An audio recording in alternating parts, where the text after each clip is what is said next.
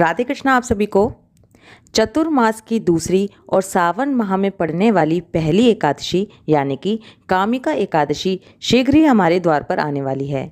ये एकादशी कब है, इसका पारण समय क्या है और इस दिन क्या विशेष भोग लगाकर भगवान की कृपा पाई जा सकती है, सब कुछ जानेंगे आज की इस वीडियो में। चलिए शुरू करते हैं। क्योंकि कामिका एकादशी चतुर्मास में आने वाली एकादशी है, इसलिए इस एकादशी का अपना महत्व है। बहुत से ऐसे लोग भी हैं जो पूरे साल एकादशी का व्रत नहीं करते, लेकिन चतुर्मास में आने वाली 8 एकादशियों के व्रत का पालन करते हैं। कामिका एकादशी का व्रत रखने से सभी पापों का नाश होता है, भगवान विष्णु की विशेष कृपा प्राप्त होती है। कामिका एकादशी का व्रत रखने वाले को यमराज के दर्शन कभी नहीं करने पड़ते और उत्तम लोक की प्राप्ति होती है। पुराणों में वाजपेयी यज्ञ को बहुत ही श्रेष्ठ बताया गया है और कामिका एकादशी का व्रत करने से वाजपेयी यज्ञ के बराबर फल की प्राप्ति होती है। इसी के साथ कामिका एकादशी का व्रत रखने से ब्रह्म हत्या जैसे दोषों से भी मुक्ति मिलती है और तीर्थ स्थानों में स्नान करने के बराबर फल की प्राप्ति होती है। ब्रह्मा जी ने नारद जी से स्वयं कहा है कि हे नारद, भ्रूण हत्या और ब्राह्मण हत्या जैसे पापों से मुक्ति पाने के लिए मनुष्य को कामिका एकादशी व्रत का पालन अवश्य करना चाहिए। कामिका एकादशी व्रत की कथा महात्म्य सुनने मात्र से प्राणी विष्णु लोक को जाता है और उसे प्रताड़नाओं का सामना नहीं करना पड़ता। इस दिन विष्णु भगवान के उपेंद्र स्वरूप की पूजा की जाती है। इसी के साथ जो लोग आर्थिक तंगी से जूझ रहे होते हैं, उन्हें कामिका एकादशी का व्रत और पूजा अवश्य ही करनी चाहिए। क्योंकि कामिका एकादशी सावन के महीने में पड़ने वाली एकादशी है, इसलिए इस दिन भगवान विष्णु, माता लक्ष्मी के साथ साथ भगवान शिव और गौरा माँ की पूजा भी अवश्य करनी चाहिए। इससे बहुत अधिक शुभ फल प्राप्त होते हैं।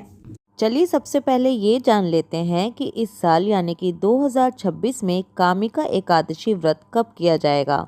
कामिका एकादशी तिथि शुरू हो रही है 8 अगस्त 2026 दिन शनिवार दोपहर 2 बजे और ये एकादशी तिथि समाप्त होगी 9 अगस्त दिन रविवार सुबह 11:04 पर। पूरी तरह से एक ही दिन की एकादशी है जो कि 9 अगस्त को है। सभी मंदिरों और सभी संप्रदायों में इस बार एक ही दिन की एकादशी है। अब चर्चा करते हैं पूजा विधि और एकादशी के नियमों के बारे में। मैं हर वीडियो में बताती हूँ और फिर से आपकी जानकारी के लिए बता दूं, जो लोग एकादशी का व्रत नहीं भी रखते उन्हें भी एकादशी के नियमों का पालन जरूर करना चाहिए। एकादशी व्रत के नियम दशमी तिथि से ही शुरू हो जाते हैं। दशमी वाले दिन तामसिक भोजन का त्याग करें। सावन का महीना चल रहा है, वैसे भी प्याज लहसुन वगैरह सबने छोड़ ही दिया है। दशमी वाले दिन सात्विक भोजन करेंगे और दिन छिपने से पहले ही खाना खा लेंगे।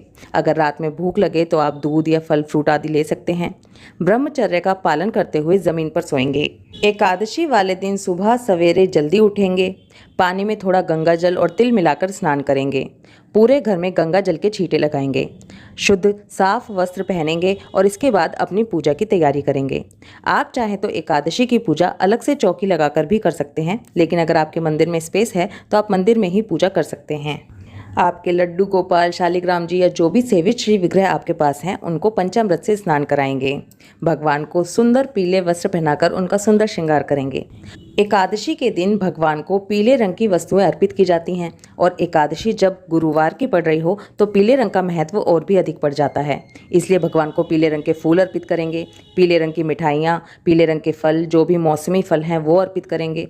भगवान को पीले रंग की मखाने की खीर अर्पित करेंगे। कामिका एकादशी वाले दिन भगवान को तुलसी की मंजरी अर्पित करने से व्यक्ति पाप मुक्त हो जाता है। लेकिन याद रखें कि एकादशी वाले दिन तुलसी जी को तोड़ा नहीं जाता, इसलिए पहले से ही तुलसी जी के पत्ते और तुलसी की मंजरी तोड़कर रखें। भगवान के समक्ष शुद्ध देसी घी का दीपक जलाएंगे और अपने व्रत का संकल्प करेंगे। इस दिन भगवान को शक्कर मिला हुआ दूध अर्पित करें। कामिका एकादशी के दिन शक्कर मिला हुआ दूध भगवान को अर्पित करें, खुद भी लें और प्रसाद रूप में भी बांटें। ऐसा करने से सर्प योनि से मुक्ति मिलती है। इसके बाद एकादशी व्रत की कथा सुनें। एकादशी माता की आरती करें। विष्णु सहस्त्र नाम का पाठ करें। एकादशी वाले दिन विष्णु सहस्त्र नाम का पाठ अवश्य करना चाहिए, इसका बहुत अधिक महत्व होता है। ओम नमो भगवते वासुदेवाय नमः, इस मंत्र का जाप जितना हो सके उतना अधिक करें। भगवान विष्णु के साथ साथ माता लक्ष्मी की, तुलसा जी की, भगवान शंकर की, माता गौरा की पूजा भी अवश्य करें। याद रखें एकादशी के दिन तुलसा जी तोड़ी नहीं जाती, लेकिन उनकी पूजा अवश्य की जाती है। एकादशी वाले दिन जितना हो सके उतना मौन रहें। किसी की चुगली ना करें, मन में किसी के लिए बुरा भाव ना रखें, मिथ्या भाषण ना करें, क्योंकि ज़्यादा बोलने से हमारे मुंह से वो बातें भी निकलती हैं जो हमें नहीं बोलनी चाहिए। शाम के समय तुलसी जी की पूजा करें, दीपदान करें।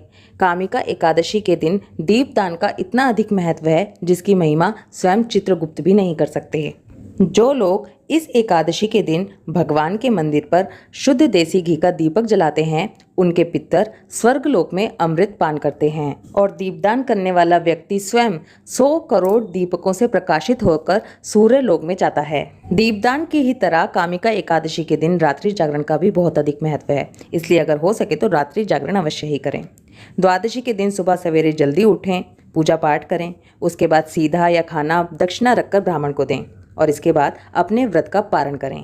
चलिए पारण समय जान लेते हैं। कामिका एकादशी व्रत का पारण 10 अगस्त सुबह 5:47 से लेकर सुबह 8 बजे के बीच में किया जाएगा। इसी अवधि के बीच में एकादशी व्रत का पारण करना है। आई होप इस वीडियो में दी गई इन्फॉर्मेशन आपके लिए हेल्पफुल होगी। वीडियो अच्छी लगे तो वीडियो को लाइक कर दीजिए। ये इम्पोर्टेंट इन्फॉर्मेशन हर किसी तक पहुँचे, इसलिए वीडियो को जितना हो सके उतना शेयर कीजिए। राधे कृष्णा।